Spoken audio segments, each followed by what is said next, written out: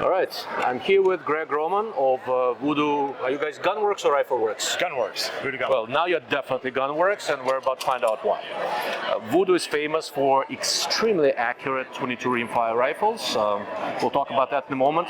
But the new things for the show are not really rimfire.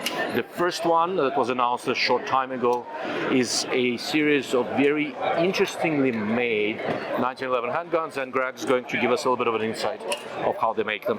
Sure. How we doing, Ilya? Good to see you again. So here's our Voodoo Mobius handgun. 1911 in 45 and 9mm. So super smooth, very tight, very accurate. I mean, it's a good standard 1911, but what makes this different is how we machine them. So since you're holding a mic, I won't make it. It's okay. What. I have two hands. How about you hold the mic? Yeah, I'll hold the mic and let you give the reaction on camera of what you think. Jesus. That is so smooth. If this was not going to go on YouTube, I would tell you exactly how smooth this is, but my wife might see the video, so probably not a good idea. Man, this is amazing. It's crazy trigger. Wow. So this is a standard 1911? Correct. 45 and 9? 45 and 9mm, okay. Yeah. So what makes these different is how we manufacture them. So this is how our frame is manufactured. It's in two pieces. What this allows us to do is hold some much tighter tolerances all throughout the inside and make just the machining process easier altogether. After the machining's done and the tolerances are much tighter here, the two pieces actually get electron beam welded together. Okay. So I'm a total layman here. I'm a legal guy and a shooter. I'm not a machinist or anything. So the best way I can describe this, CNC welding. So you don't get the warpage and heat dispersion that you see with normal welding. It's a much more tightly controlled. It's a very localized heat, yes. Correct, yes. So what this does for us is we put the work in on the front end. So that pistol that you just felt with the reaction you just had, how smooth and how tight it is, that pistol took 1 to 2 hours to assemble and to build. That's pretty remarkable. So what is a typical assembly time for a conventionally made 1911? Yeah, from what I understand from a higher end manufacturer like our neighbors here at Nighthawk and some of the others, which are fantastic guns that we hope to have a reputation just as well. So he's getting ready to run for political office, hence the good words about the competition. Well, I don't want to say anything negative because I wouldn't say they're competition. They're something to strive for, right? A lot of respect there. Yes. From what I understand, they're about 10 to 20 hours of hand fitment per gun.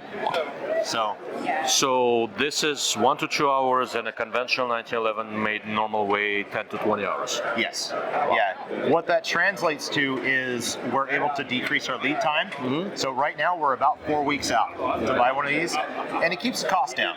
So this one right here would run $29.95. That's. It sounds like a lot of money, but for a high-end 1911, it's not bad at all. So what other variants do you have? In the single stack, we're going to have obviously some rail dust covers with different sights, optics cuts, Trigicon. I'm blanking on the initials, but the Trigicon cut, the Loophole Delta Point. So Trigicon is RMR, Loophole Delta Point is broadly compatible with Shield RMS. Correct. You should generally do Shield RMS because they have a new sight you should see. Correct, yeah. So yeah, there you go. Trigicon RMR and Loophole DPP. Yeah. So here is the double stack version. So this is the new Voodoo Priest. We just released this one at SHOT Show on Tuesday. So this is a modular frame. Grip is done by Chile Custom. So it is a double stack 9mm frame. This will be available in different finishes, just like the regular single stack. This is a full nitride, black nitride. We can also do black barrel and hammer, etc. We just didn't have time to get done before shot. So I see something here. There is a rear notch integrated top of the sight. Is it yours or Trigicon's or whose is it? This is ours, I believe it. Ours? This is ours, I believe what we did. Don't quote me on that. I know we were working on something, but I know somebody just introduced the same thing at the same time. Well, whoever came up with this is a very good idea. On a 1911 slide, there's not a ton of space for red dot sight. Sometimes you have to do combat cut.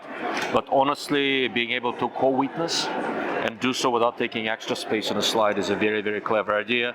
Just want to make sure you guys see this is what I'm talking about here. Okay?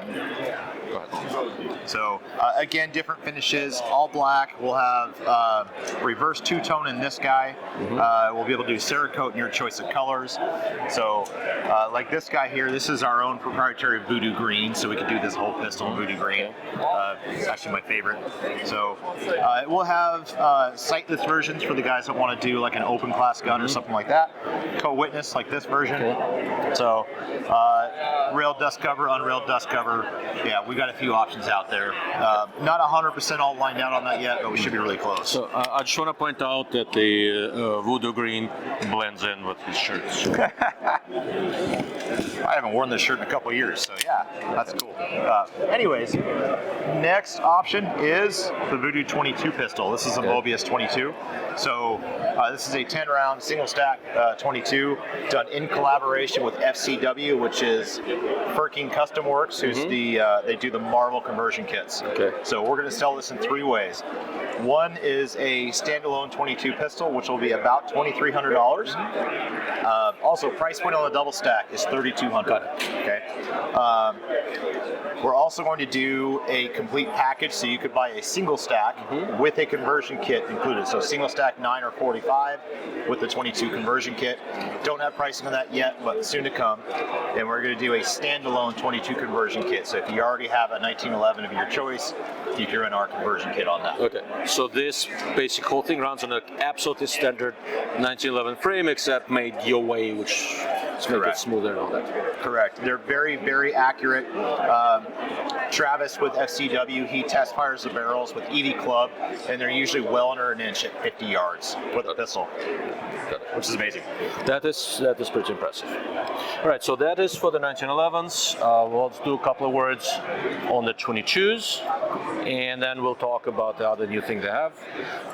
For the 22, I'm going to do something you should not do, lifted by the scope. Just put it on the table. Okay. So I'll tell you, rather than have him give you a long spiel, I'll give you my background with the Voodoo 22s. I believe these are the most accurate available precision 22s in the world right now. These are the ones that I have seen, and it'll piss off a few people, which have to live with it.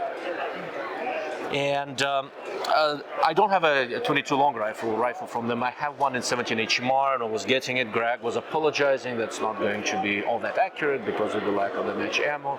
And that's when I learned that this man is full of shit. That thing is stupid accurate. I don't know what it would do with better ammo, but as is, it's just absolutely remarkable. I don't know where the voodoo magic is. My best guess is it is in how they feed the round into the chamber. Anything you want to add about the 22s? I love them. Heck, I based my whole life around them. So you guys know all about our 22s. I don't think we need to dive in there too much further. So let's talk now about the other new thing here, the Centerfire action. All right, guys. Here's the here it is. This is the Voodoo Mobius Centerfire action. So this is this one is in 6.5 Creedmoor. It's going to be available as actions only, barreled actions, and full rifles. The full rifles are going to be done in, don't quote me on this, 6.5 Creed, 6.5 PRC, 6 PRC, and 308 to start. So the action is done in collaboration with Ted at American Rifle Company, so it's very pretty much the same action as this coup de grace that was just announced. We've been working together for quite a while. So we are pre-fit compatible. We have a large diameter bolt. Large diameter bolt, changeable bolt heads. We do have the levered primary extraction as well. It's built like an absolute tank, and it's super, super smooth. Very nice. That's one more thing. 2 versions of this. This is the first one. It's our PRS version. So we have a full-length Picatinny rail on the top, and we're going to do an open top as well. We get 2 sections of Picatinny rail machined into the receiver, but an open top to reduce quite a bit of weight. So this fits into standard Remington footprint, takes all the Remington spec triggers, stocks, everything. Correct. Yeah, it's AICS and AIAW magazine compatible. Remington 700 triggers that we do use use a trigger hanger for. Okay. That's very cool. All right, that looks interesting. That should be a good base for a nice ship gun. One more little thing we'll introduce here is our new magazine for our V22. So this is still a little bit of a work in progress. We're very close, but a couple cool features here. So these are going to be in 5, 10, and 15 round capacities. 3 new features. One is the adjustable catch. This is adjustable via jack screw. So we insert this into your stock or chassis.